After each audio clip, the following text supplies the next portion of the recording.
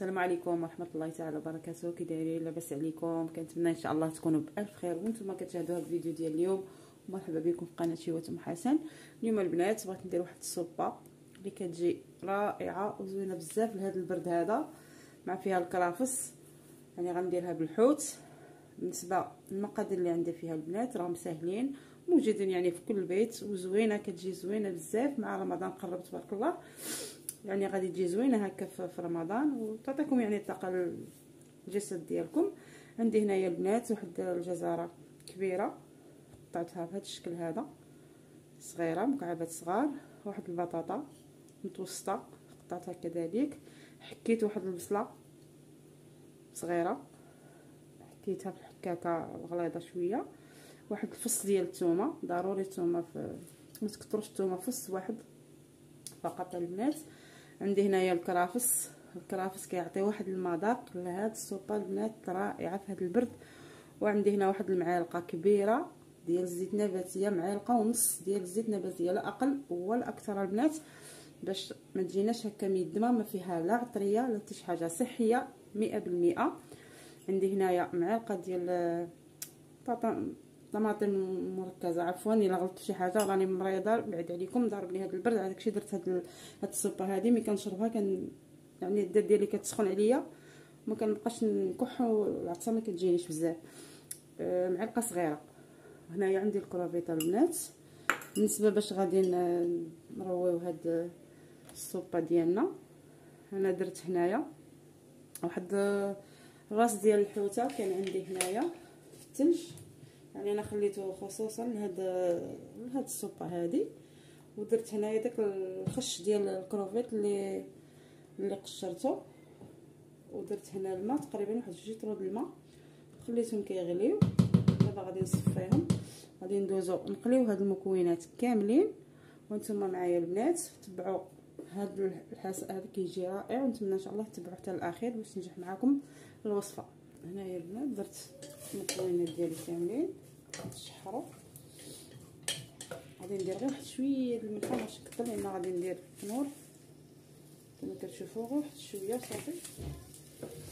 هنايا عندي 2 مكعبات ديال التنور ديال الحوت، غادي نضيفوا هذه المعلقه ديال هذا الحب.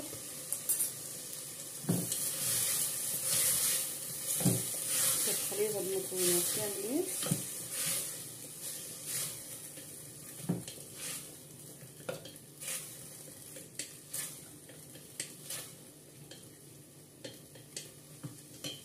غادي ندير واحد شويه ديال الملعين فقط باش تجينا السوبه ديالنا هكذا، غير واحد شويه، واحد القدر صافي البنات. واحد الرشيشه خفيفه، انا ما غاديش ندير فيها العطريه نهائيا، وكتجي بنينه. اللي كيشربها عندي البنات كتعجبهم. وانا هذه دائما عندي في رمضان، بطبيعه الحال كندير حويجات اخرين مثلا الحريره وصوصه واحده اخرى، ولكن هذه عندي مفضله كتعجب حتى الوليدات ديالي، يعني كتجي خاطره وزوينه. هنايا غادي نديرو هاد الكروفيط،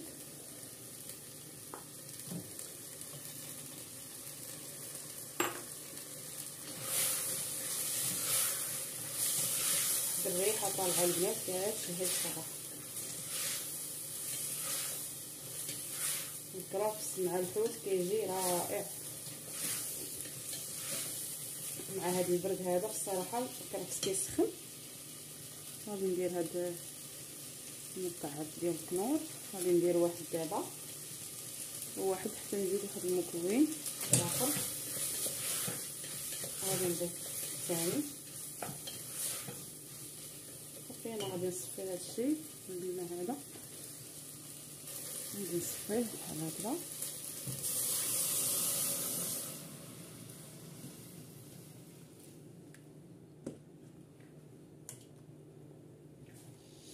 تنخلطو، تنزيدو بقيه ديال الماء،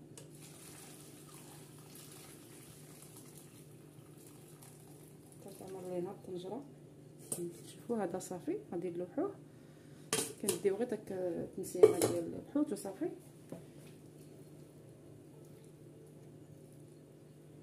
كتمشي غير بالكروفيط هذا البنات.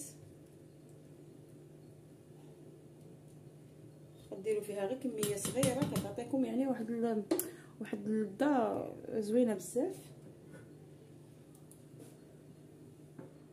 هنايا البنات عندي واحد ربعه ديال الزلافه ديال الرز، اي رز عندكم غادي نضيفوه هاد الوقيته لان كلشي كيطيب دقه واحده البنات.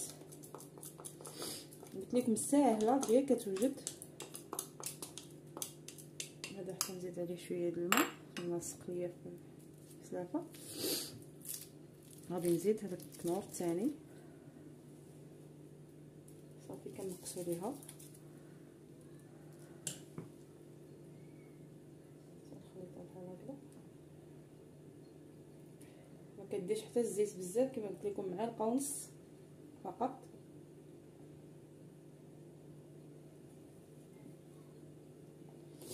تنحركوا كتجينا خاسره، كتجي واحد المذاق فيها. نتمنى ان شاء الله تجربوها. صافي كنقصوا ليها واحد شويه كنغطيو عليها. من بعد ما توجد ان شاء الله غادي نرجع معكم باش نوريكم الشكل ديالها كيفاش. ها هي السوبه ديالنا البنات من بعد ما وجدات. جات واحد الريحه فيها البنات كتشهي الصراحه. انا غنصاب شويه الكاميرا. شوفوا البنات واحد الريحه طالعه منها. نتمنى ان شاء الله تجربوها كتجي رائعه. انا البخار هنا كيطلع ليا على الكاميرا. انا درت الزليفات ديالي زينتهم هكا بالحامض. غادي ندير فيهم كتاخذوا بحال هكا من التحت الروز. كتجي رائعه وزوينه بزاف الصراحه. شفتوا البنات كتجي زوينه.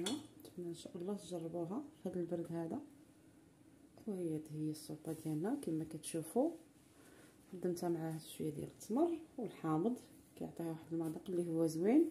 نتمنى ان شاء الله تعجبكم الوصفه ديال اليوم. ما تنساونيش البنات الاشتراك والضغط على الجرس باش يوصلكم كل جديد ديالي ان شاء الله. واستودعكم الله الى فيديو قادم ان شاء الله.